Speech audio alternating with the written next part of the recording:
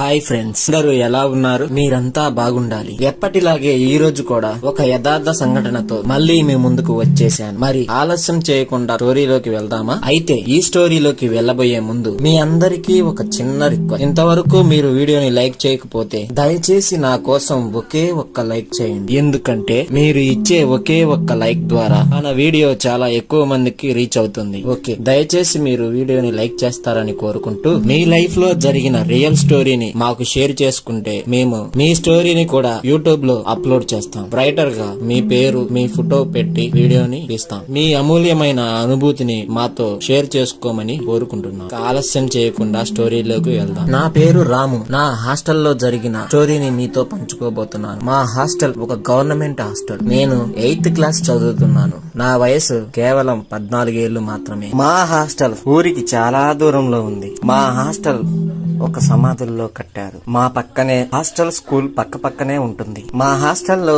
అందరూ చిన్నపిల్లలే. నేను మా ఫ్రెండ్ మాత్రమే పెద్దవాళ్ళం. అయితే ఆ రోజు వాచ్మెన్ అన్న హాస్టల్ కి రాలేదు. అది కాక ఆ రోజు 2 రోజులు స్కూల్ కి సెలవు వచ్చింది. అందువలన పిల్లలందరూ తమ ఇళ్లకి వెళ్లిపోయారు. నేను ఇంకా 10 మంది పిల్లలు మాత్రమే ఉన్నాము. నేను మా ఫ్రెండ్ 9 వరకు స్టడీ అవర్ పెట్టి పిల్లల్ని పడుకోవడానికి ఒక రూమ్ లోకి వెళ్ళాము. పిల్లలు వేరే రూమ్ లో పడుకున్నారు. నేను మా ఫ్రెండ్ ఒక రూమ్ లో పడుకున్నాం. సరిగ్గా 11వ వస్తు పిల్లలకి భయం వేస్తుందని మా రూమ్ లోకి వచ్చి పడుకున్నాం. సరిగ్గా ఆ టయాన్ని వర్షం జోరున పడుతుంది. నేను మా ఫ్రెండ్ వెళ్లి హాస్టల్లో ఉన్న అన్ని డోర్స్ కి లాక్స్ వేసి కిటికీలన్నీ క్లోజ్ చేసి వచ్చాము. బాత్రూమ్ డోర్స్ కొట్టుకుంటూ ఉన్నాయి. మేము వెళ్లి ఆ డోర్స్ కూడా క్లోజ్ చేసి వచ్చాము. తర్వాత అందరం పడుకున్నాము. మేము కొంచెంసేపు మాట్లాడుకుంటూ మా ఫ్రెండ్ నేను పడుకున్నాము. కొంచెం సేపటికి అందరూ నిద్రపోయారు. మేము నిదానంగా నిద్రపోదామని ఇప్పుడే నిద్రలోకి జారుకుంటూ ఉన్నాను. సడన్ గా కిటికీలు తెరుచుకొని వర్షపు చినుకులు నా మొహాన పడుతూ ఉన్నాయి.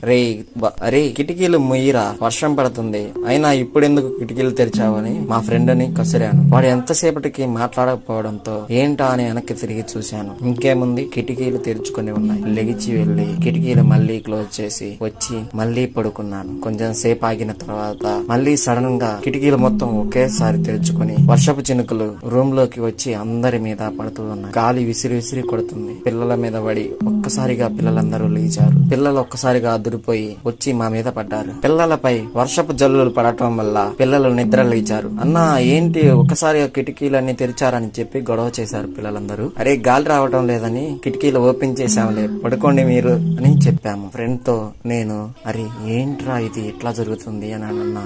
వాడు దానికి నాకు ధైర్యంగా ఉంటుందని ఏం లేదు లేరా, అట్లా ఓపెన్ అవుతాయి ఒక్కోసారి అని చెప్పాడు. సరే అని వెళ్లి డోర్స్ మొత్తం మళ్లీ క్లోజ్ చేసి వచ్చాము. మళ్లీ పడుకుందామని అందరం కలిసి పడుకున్నాము. పిల్లలు ఒక సైడ్ పడుకున్నారు, మేము ఒక సైడ్ పడుకున్నాము. సడన్ గా కిటికీ పక్క నుండి ఎవరో మాట్లాడుకుంటున్నట్టు వినిపిస్తూ ఉంది. మా ఫ్రెండ్ ని లేపాను నేను. అరే ఎవరో మాట్లాడుకుంటున్నట్టు ఉంది చూడు ఒక్కసారి అని చెప్పి లేపాను. వాడు కొంచెం సేపు సైలెంట్ గా విని ఏమీ వినిపించట్లేదు నాకు, పడుకోరా రావకుండా అని అన్నాడు.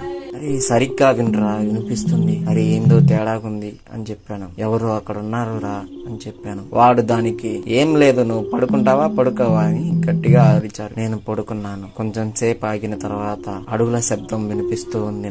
నాకేమో తెగ భయం వేస్తుంది. వాడేమో పడుకోరా అంటున్నాడు. ఏం చేయాలో అర్థం కావడం లేదు. వెంటనే ఒక్కసారిగా కిటికీలు అన్ని ఒకేసారి ఓపెన్ అయ్యి క్లోజ్ అవుతూ ఉన్నాయి. నాకు ఇంకా భయం మామూలుగా వేయలేదు. మా ఫ్రెండ్ ఒక్కసారిగా ఉలిక్కిపడి లేచాడు. పిల్లలంతా ఒక్కసారిగా ఉలిక్కిపడి లేచి మా మీదకి వచ్చి పడ్డారు. అందరం ఒక మూలకెళ్ళి కూర్చున్నాం. భయంతో కాళ్ళు చేతులు వణుకుతున్నాయి. కానీ ఏమి భయపడినట్టుగా పిల్లల్ని కొంచెం ఓదార్చుతూ అరే ఏం కాదు పిల్లలు అని వాళ్ళకి చెప్తూ ఉన్నాము. వాళ్ళేమో అన్నా నాకు భయం వేస్తుంది అన్నా అన్నా అన్నా అంటున్నారు. మాకు ఏం చేయాలో అర్థం కావడం లేదు. బయటికి వెళ్తే ఏమన్నా చేస్తుందేమో అని భయం వేస్తుంది. ఇంకేం చేయాలో అర్థం కాలేక అక్కడే ఉన్నాం.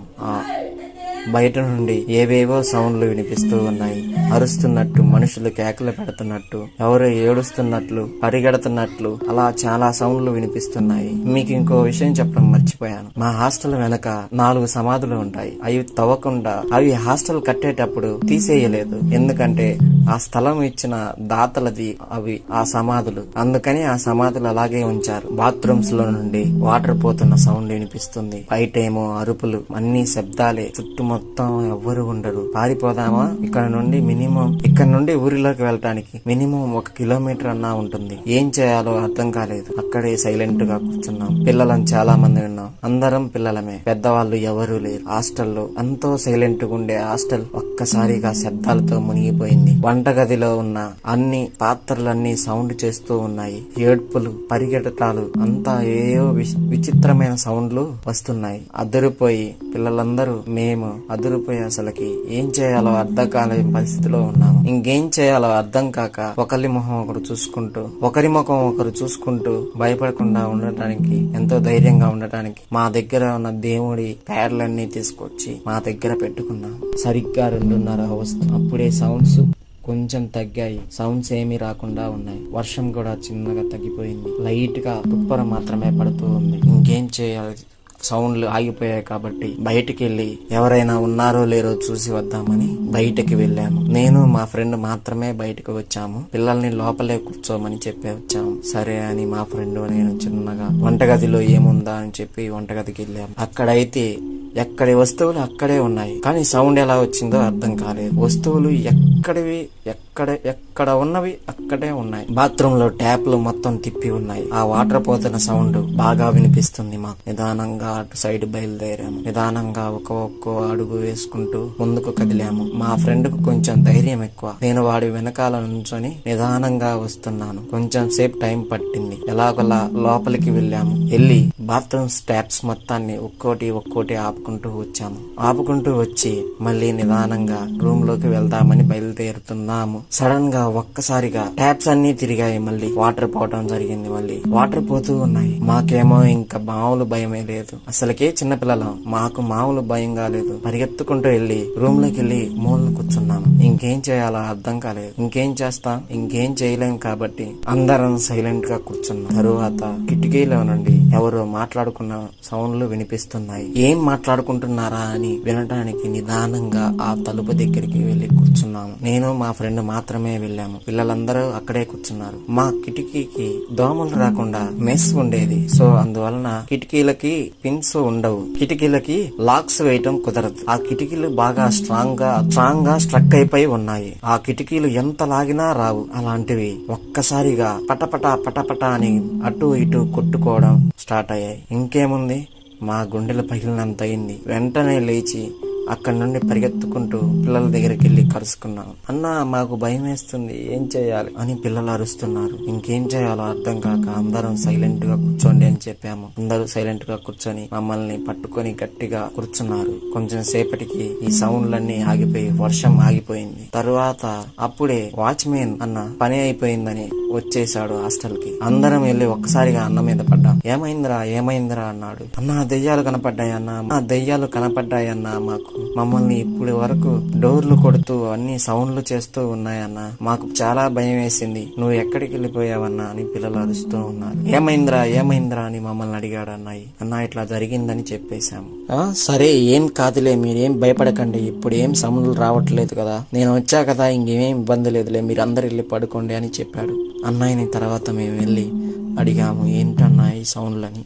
ఆ అన్న మాకు చెప్పాడు, ఇక్కడ సమాధులు కదరా, అంతకు ముందు శ్మశానం కదా, అలాగే సౌండ్స్ వస్తూ ఉంటాయిలే, మీరేం భయపడకండి, నేను వచ్చా కదా, ఇంకేం భయం లేదులే అని చెప్పాడు. ఇంకా మా భయం పోయింది. వాచ్మెన్ అన్న వచ్చేసరికి ఎంతో హ్యాపీగా అనిపించింది. నాకైతే ఎంతో భయం వేసింది. నాకైతే ఆ రోజు ప్రాణాలతో ఉంటామేమో ఉండమేమో అన్న డౌట్ కలిగింది. మా వయసు చాలా తక్కువ, చిన్న పిల్లలం, ఏం చేయాలో తెలియదు. బయటికి పోదామా, ఏమన్నా చేస్తాయేమో అని భయం. అలా భయపడుతూనే ఆ రూమ్ లో నిద్రపోవడానికి ట్రై చేశాం. ఇంకా అన్నయ్య వచ్చాడు కాబట్టి నిద్రపోవడానికి వెళ్లి పడుకున్నాము. ఇంకా నిద్ర అయితే రావటం లేదు, కానీ ఎట్లో ఒకట్లా తెచ్చుకొని నిద్రపోయాం. ఉదయం అయింది, ఇంకంతా మామూలుగానే ఉంది. మార్నింగ్ వచ్చి వార్డెన్ గారికి తెలిసిపోయింది. వార్డెన్ గారు వాచ్మెన్ అన్నని తిట్టారు. పిల్లల్ని ఎందుకు ఒంటరిగా వదిలేసావు, ఏమన్నా పనులు ఉంటే మాకు చెప్పాలి కదా అని వార్నింగ్ ఇచ్చారు. ఇదే ఫ్రెండ్స్ స్టోరీ.